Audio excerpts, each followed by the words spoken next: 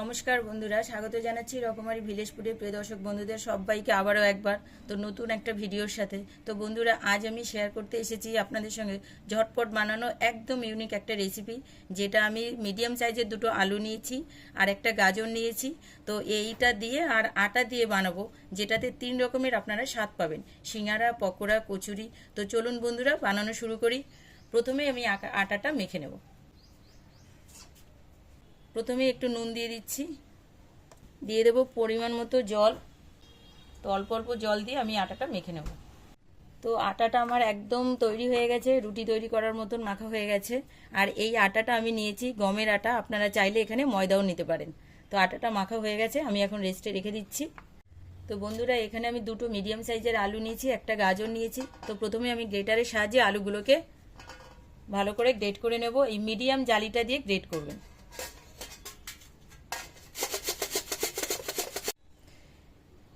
আলু দুটো আমার গ্রেট করা হয়ে গেছে, এখন আমি গাজরটা একইভাবে গ্রেট করে নেব, ওই মিডিয়াম জালিটা দিয়েই গ্রেট করব। আমি এখন একটা বোলের মধ্যে নিয়ে নিচ্ছি। এই গ্রেট করা আলু আর গাজরটাকে 2-3 বার আমি জল দিয়ে ভালো করে ধুয়ে নেব। ভালো করে জল ঝরিয়ে নিয়েছি আমি আলুটাকে।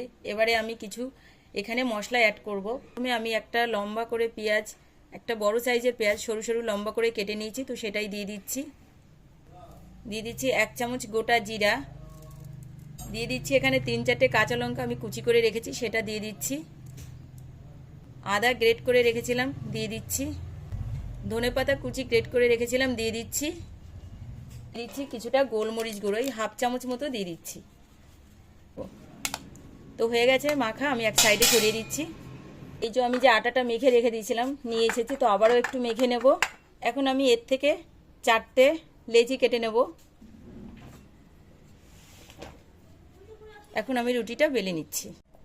তো বন্ধুরা দেখুন, আমি সবকটা রুটি তৈরি করে নিয়েছি, শুধু একটু পাতলা আর একটু বড় হবে, এইভাবেই আমি তৈরি করে নিয়েছি রুটিগুলো। এবার সাইডে রেখে দিচ্ছি। এখন আমি যেই আলুটা রেখে দিয়েছিলাম মেখে, তো সেখানে আমি একটু 1 চামচ নুন দিয়ে দিচ্ছি। 1 চামচ নুনই দেব। এবার আমি একটা চাকি নিলাম, চাকির উপরে একটা রুটি নিচ্ছি। একটা রুটি নিলাম। 2 চামচ টমেটো সস নিয়ে মাখিয়ে নেব। টমেটোর চাটনিটা আমি সসটা ভালো করে দিয়ে দিয়েছি রুটির ওপরে। এবার আমি আলুর পুরটা তৈরি করেছিলাম, সেখান থেকে আমি 2-3 চামচ আলুর পুরটা নেব।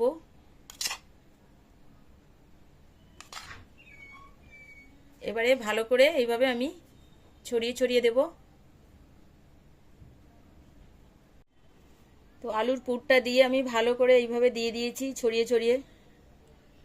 এবারে ওপর থেকে আরেকটা রুটি দিয়ে দেব।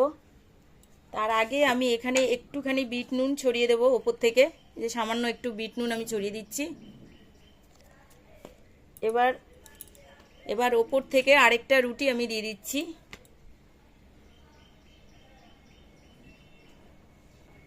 এইভাবে হাত দিয়ে একটু চেপে চেপে দেব।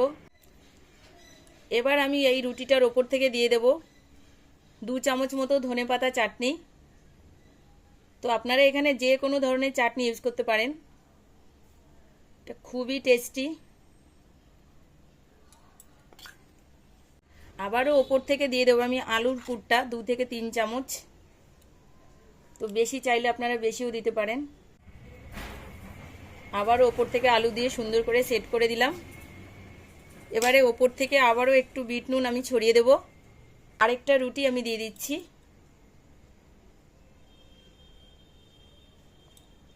হাত দিয়ে এইভাবে আস্তে আস্তে আস্তে আস্তে চেপে চেপে সুন্দর করে সেট করে দেব। ওপর থেকে আবারও দিয়ে দিচ্ছি টমেটো সস। আবারও আলুর পুরটা আমি একইভাবে ওপর থেকে দিয়ে দেবো। এবার হাতেই দিয়ে দিচ্ছি, এই দেখুন, হাত দিয়েও দেওয়া যায়, কোনো ব্যাপার না, একদম ইজি।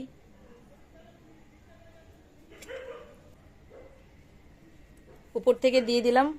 যে একটা রুটি ছিল সেটাই লাস্ট, ওটা দিয়ে দিচ্ছি।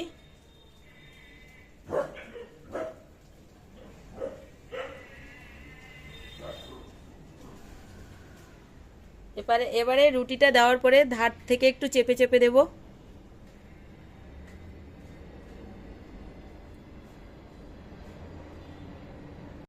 তো বন্ধুরা এবার আমি এরকম একটা ঝাঁঝরি নিলাম, এটা সাইডে সরিয়ে দিই।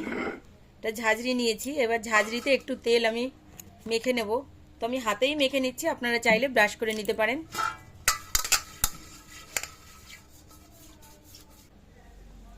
এইভাবে একটু আস্তে তুলতে হবে রুটিটা। এই যে এখন আমি এই ঝাঁঝরিটার উপর বসিয়ে দিচ্ছি।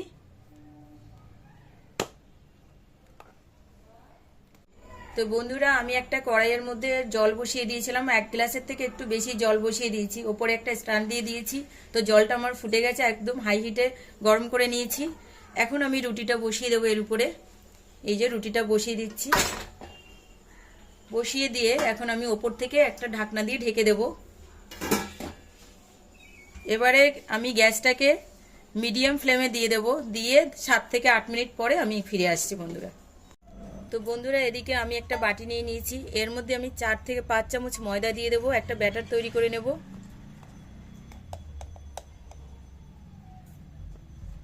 আপনারা চাইলে এখানে কর্নফ্লোরও নিতে পারেন। দিচ্ছি স্বাদ অনুসারে নুন। এবারে আস্তে আস্তে একটু করে জল দেবো আর ব্যাটারটা আমি তৈরি করে নেব।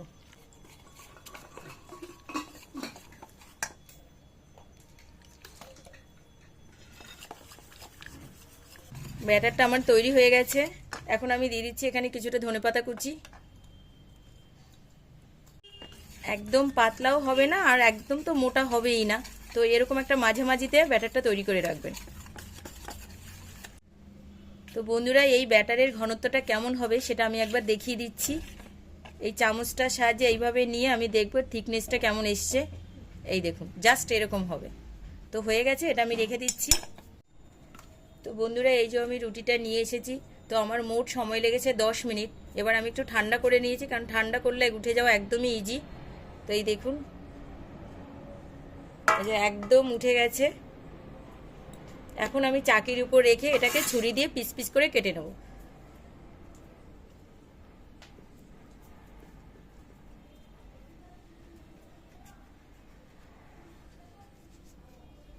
তো বন্ধুরা এই দেখুন আমি ছুরি দিয়ে একদম পিস পিস করে কেটে নিয়েছি।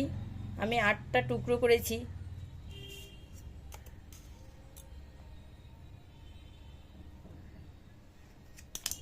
এই যে, তো চাইলে কিন্তু আপনারা এই অবস্থায়ও খেতে পারেন, ভীষণ হেলদি এবং খুব টেস্টি।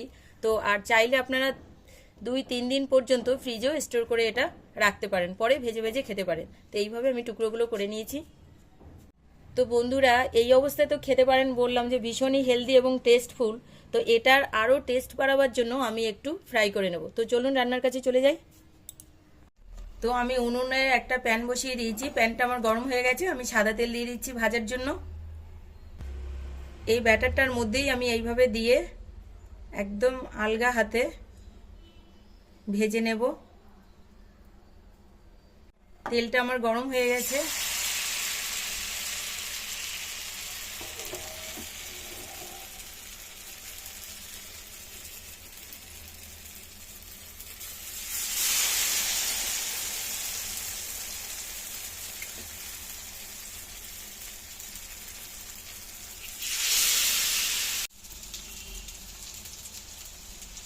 তো দুই দিকটাই আমার উল্টানো হয়ে গেছে, এই যে এপিট ওপিট করে। তো এইভাবেই আমি সবকটা ভেজে নিয়ে ফিরে আসছি বন্ধুরা। দেখুন বন্ধুরা দেখলেন তো এটা কত সহজভাবেই বানানো হলো।